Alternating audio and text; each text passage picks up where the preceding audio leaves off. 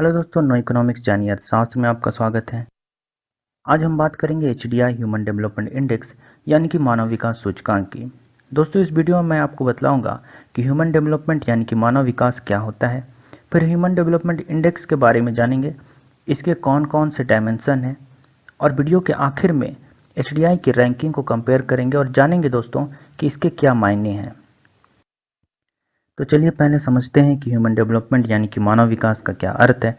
मानव विकास को परिभाषित करते हुए यह कहा जा सकता है कि मानव विकास एक ऐसी प्रक्रिया है जिसमें लोगों की स्वतंत्रता, लोग जो करना चाहते हैं उसके लिए पर्याप्त अवसर और कल्याण में वृद्धि होती है।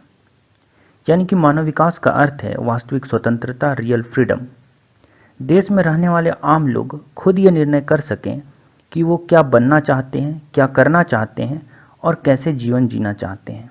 इसका मतलब है कि कोई दूसरा व्यक्ति या संस्था या सरकार आपके लिए यह तय ना करे कि आप भविष्य में क्या बनेंगे, क्या करेंगे और कैसे जिएंगे।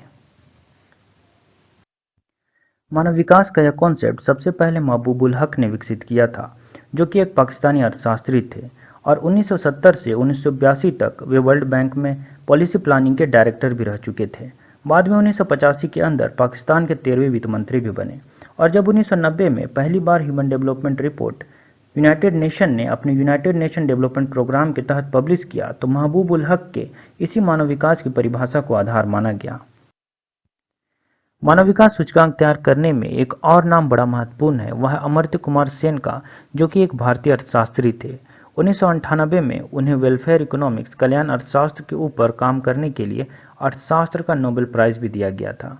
पर एक ध्यान देने वाली बात यहाँ पर हो सकती है और एक कन्फ्यूजन यहाँ पर हो सकता है कि क्या उन्हें एचडीआई के लिए ही नोबेल प्राइज दिया गया था। तो ऐसा नहीं है।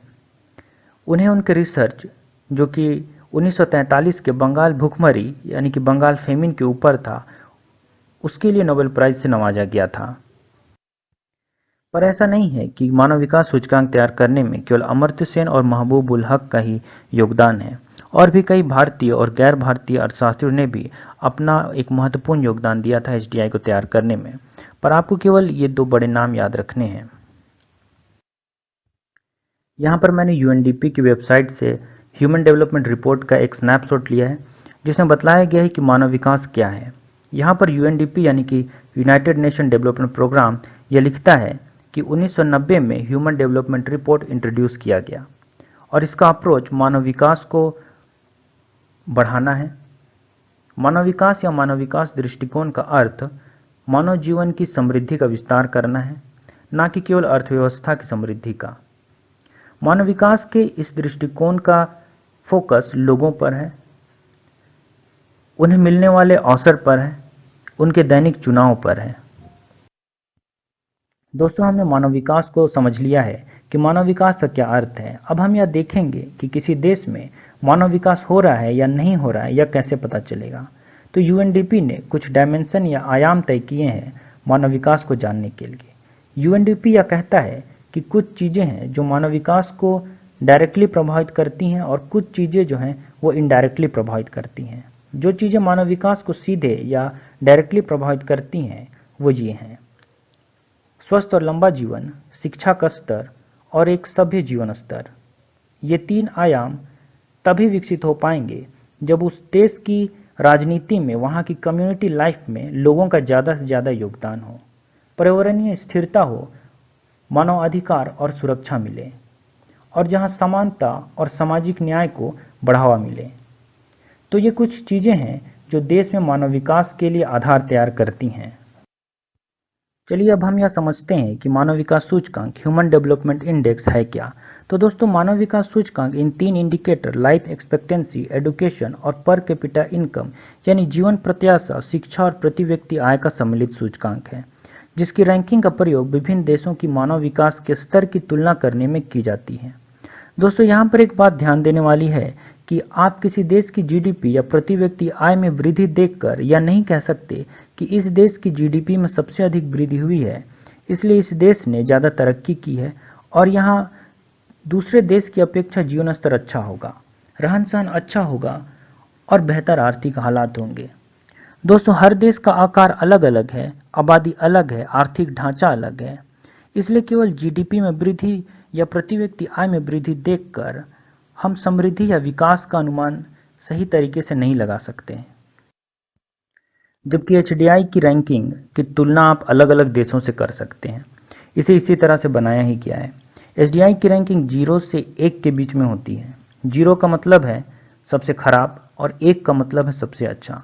यदि एक देश में ऊंची जीवन प्रत्याशा है, ऊंचा शिक्षा का स्तर है और ऊंचा प्रति व्यक्ति आय है, तो वह देश एचडीआई की रैंकिंग में भी ऊंचा होगा। मानव विकास सूचकांक एचडीआई के कैलकुलेशन की दो विधियां हैं। पहली विधि जिसे 1990 में महबूब उल हक और अमर्त्य सेन ने विकसित किया था और इस विधि का प्रयोग 1990 से 2009 तक एचडीआई के कैलकुलेशन में किया गया।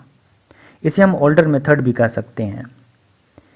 इसके बाद सन 2010 से यूएनडीपी में एचडीआई के लिए एक नए मेथड का प्रयोग किया जा रहा है जिसे हम जियोमेट्रिक मीन मेथड भी कहते हैं। दोस्तों, इस वीडियो में हम नए मेथड पर चर्चा करेंगे, यानी कि 2010 वाली विधि पर चर्चा करेंगे। 2010 की जो विधि है एचडीआई निकालने की, वह इन 3 डायमेंशन का कॉम्बिनेशन है, जिसमें पहला है लाइफ एक्सपेक्टेंसी यानी कि जीवन प्रत्याशा, दूसरा है एडुकेशन यानी कि शिक्षा और तीसरा है स्टैंडर्ड ऑफ लिविंग यानी कि जीवन का स्तर। तो चलिए देखते हैं पहले डायमेंशन को, जो है जीवन प्रत्याशा या लाइफ एक्सपेक्टेंसी, और देखेंगे कि इससे कैसे लाइफ एक्सपेक्टेंसी इंडेक्स तैयार किया जाता है।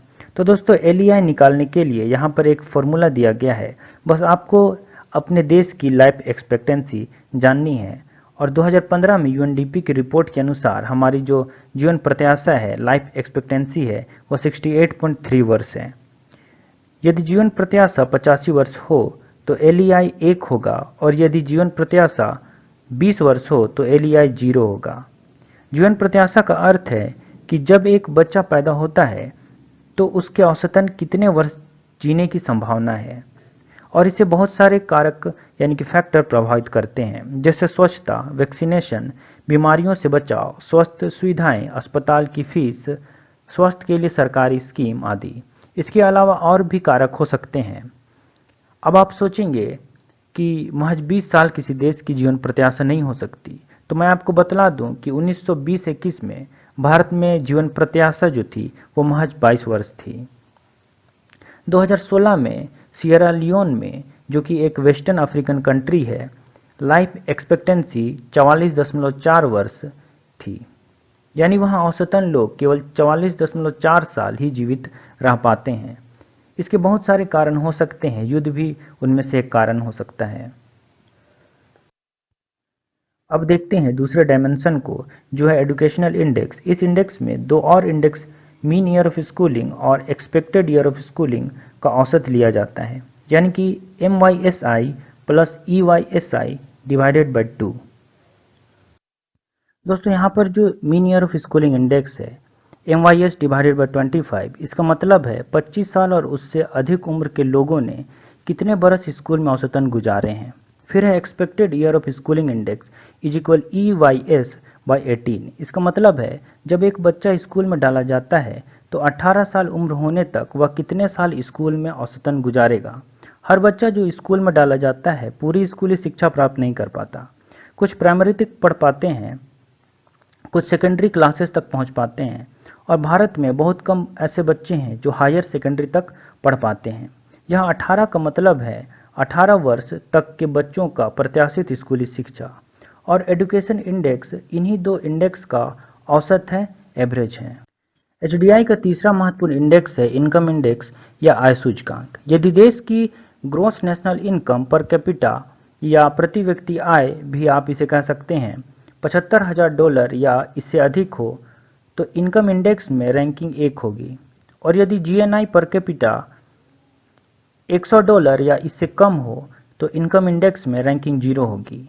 मैं आपको बतला दूं कि भारत की प्रति व्यक्ति आय 2015 में 2011 की पीपीपी डॉलर यानी कि परचेजिंग पावर पैरिटी या क्रय शक्ति क्षमता के आधार पर $5,663 है।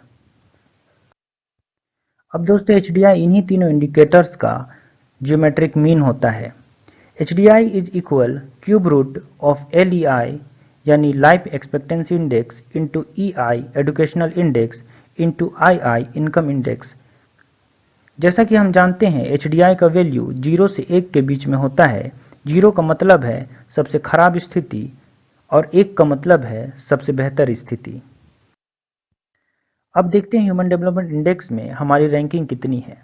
2016 में हमारी रैंकिंग 131वीं थी, जो कि ह्यूमन डेवलपमेंट रिपोर्ट 2015 पर आधारित है। हमारी रैंकिंग मीडियम ह्यूमन डेवलपमेंट की है। दोस्तों, भारत का स्कोर HDI में 0.624 है। हमने 1990 में 0.4 से शुरुआत की है और 26 सालों में 0.624 तक पहुंचे हैं। देखने में यह इंप्रूवमेंट बहुत कम लगता है, पर HDI की गणना ही उन बेसिक चीज़ों को लेकर के की जाती है जिनको इम्प्रूव करने में लंबा समय लगता है, जैसे जीवन प्रत्याशा, शिक्षा का स्तर और प्रति व्यक्ति आय। अब जीवन प्रत्याशा या लाइफ एक्सपेक्टेंसी को 1 या 2 साल में नहीं बढ़ाया जा सकता और न ही ऐसा शिक्षा और प्रति व्यक्ति आय के साथ किया जा सकता है। इसलिए HDI की रैंकिंग में सुधार धीरे धीरे होता है और यह लंबे समय तक बना भी रहता है। ऐसा नहीं हो सकता कि किसी देश की HDI स्कोर किसी साल 0.94 थी और 1-2 साल में घटकर 0.6 या 0.7 हो जाए। इवन 0.8 भी नहीं होगी। ज़्यादा से ज़्यादा अगर बदले तो 0.94 से 0.92 या 0.91 होगा। अब हमें यह भी जान लेना चाहिए कि ह्यूमन डेवलपमेंट के रैंकिंग की 4 कैटेगरी होती है। पहला है वेरी हाई ह्यूमन डेवलपमेंट, जिसमें 0.8 से अधिक स्कोर करने वाले देशों को रखा जाता है। दूसरी कैटेगरी है हाई ह्यूमन डेवलपमेंट, इसमें 0.7 से 0.8 तक स्कोर करने वाले देशों को रखा जाता है। तीसरी कैटेगरी है मीडियम ह्यूमन डेवलपमेंट की, इसमें 0.5 से 0.7 तक स्कोर करने वाले देशों को सम्मिलित किया जाता है, जिसमें भारत भी एक है। और चौथी कैटेगरी है लो ह्यूमन डेवलपमेंट की, इसमें वैसे देशों को रखा जाता है जिनका HDI स्कोर 0.5 से कम होता है। अब हमें यह भी देख लेना चाहिए कि सबसे अधिक मानव विकास किस देश में है और भारत के आसपास के देशों में ह्यूमन डेवलपमेंट का स्कोर और रैंकिंग क्या है। सबसे अधिक मानव विकास नॉर्वे में है, जिसका HDI स्कोर 0.949 है और रैंकिंग 1 है। भारत की रैंकिंग 131 है 188 देशों में और स्कोर है 0.624। पाकिस्तान की रैंकिंग है 147 और स्कोर है 0.550। नेपाल की रैंकिंग है 144 और स्कोर है 0.558 और बांग्लादेश की रैंकिंग है 139 और स्कोर है 0.579। ये सारे मीडियम ह्यूमन डेवलपमेंट वाले देश हैं। श्रीलंका की रैंकिंग भारत से काफ़ी बेहतर है, इसकी रैंकिंग 73 है और स्कोर है 0.767। चाइना की रैंकिंग 90 है और HDI स्कोर है 0.738। ये दोनों देश हाई ह्यूमन डेवलपमेंट वाले देश हैं। भारत का एक पड़ोसी देश है सिंगापुर, यह वेरी हाई ह्यूमन डेवलपमेंट वाला देश है। इसकी रैंकिंग है 5 और स्कोर है 0.925। दोस्तों, यही अंतर है HDI और GDP ग्रोथ में। एक और भारत GDP ग्रोथ रेट में नंबर 1 है और हम दुनिया की 7वीं सबसे बड़ी अर्थव्यवस्था हैं। GDP के हिसाब से क्रय शक्ति क्षमता या परचेजिंग पावर पैरिटी या PPP डॉलर के हिसाब से हम दुनिया की 3री सबसे बड़ी अर्थव्यवस्था हैं। यह सब सुनने में बहुत अच्छा लगता है, पर जब हम वास्तविक इंडिकेटर की बात करते हैं जिसका संबंध सीधे मानव संसाधन से होता है तो हम बहुत पीछे हो जाते हैं। यही वजह है कि HDI में हम 131वें हैं 188 देशों में। दोस्तों, अक्सर इन आंकड़ों को इस तरह से पेश किया जाता है कि GDP ही आर्थिक विकास की असली माप है, पर ऐसा है नहीं। केवल धन में वृद्धि से आर्थिक विकास नहीं होता। आर्थिक विकास तभी होगा जब मानव के मूलभूत आवश्यकताओं की पूर्ति हो। और यही वजह है कि HDI यानी कि ह्यूमन डेवलपमेंट इंडेक्स का विकास किया गया। दोस्तों, उम्मीद करता हूं कि वीडियो आपको पसंद आया होगा। अगर वीडियो आपको पसंद आए तो इसे लाइक कीजिए, अपने दोस्तों को बतलाइए और हमारे चैनल को सब्सक्राइब कीजिए, क्योंकि जब आप हमारे चैनल को सब्सक्राइब करते हैं तो इससे हमें बड़ी प्रेरणा मिलती है नए वीडियो बनाने में। वीडियो देखने के लिए आपका धन्यवाद।